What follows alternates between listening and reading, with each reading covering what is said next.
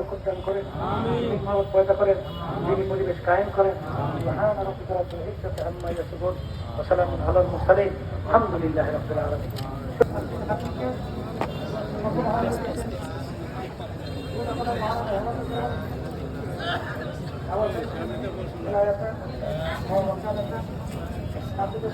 একটা বরকত রাখি কথা ঠিক না নাকি?